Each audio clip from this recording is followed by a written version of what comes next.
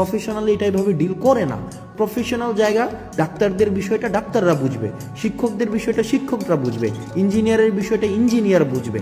আমাদের যেই প্রফেশন, সেই প্রফেশনের বিষয়টা তারা বুঝবে। এখন আমরা যদি তাদেরকে এভাবে ফোর্স করি, যেমন আজকে ডাক্তারদেরকে যেভাবে পিটানো হইলো, ডাক্তারদের তাদের কাছ থেকে যেভাবে বের করে দেওয়া হইলো, এটা কি একটা ইতিবাচক কোন ইমপ্রেশন ক্রিয়েট করছে আপনি বলেন?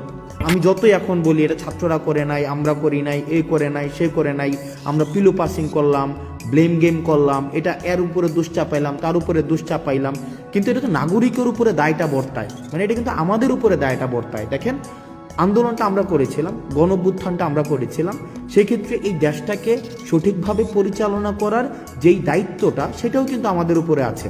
এখন আপনারা যদি ডাক্তারদের উপরে এভাবে আক্রোশমূলকভাবে এভাবে চেপে বসেন, এভাবে ডাক্তাররা কিন্তু তাদের পেশাদারি আচরণ করতে পারবে না, মানে নেভার, কোনোভাবেই সম্ভব না ডাক্তাররা তাদের পেশাদারি আচরণ করতে পারবে। সেই জায়গা থেকে আমি যারা ডাক্তার রয়েছে তাদের কাছে, ঢাকা মেডিকেল সহ অন্যান্য মেডিকেলের যারা ডাক্তার আছে, আমি ব্যক্তিগতভাবে আমি খুবই লজ্জিত।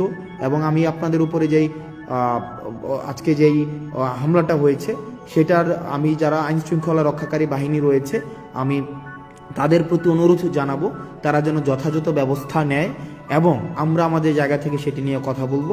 আমরা নিশ্চিত করতে চাই যে ডাক্তাররা তাদের পেশাদারি জায়গায় তারা নিজেদের মতো করে তাদের যে প্রফেশনালিজম, সেই প্রফেশনালিজমটা প্র্যাকটিস করতে পারবে। হঠাৎ করে এসে আমি ডাক্তারকে সাজেস্ট কেন করব? ফর এক্সাম্পল, আমি পেশেন্ট, আমার ভাই পেশেন্ট, আমার বন্ধু পেশেন্ট, আমি তো তাকে সাজেস্ট করার প্রয়োজন নেই।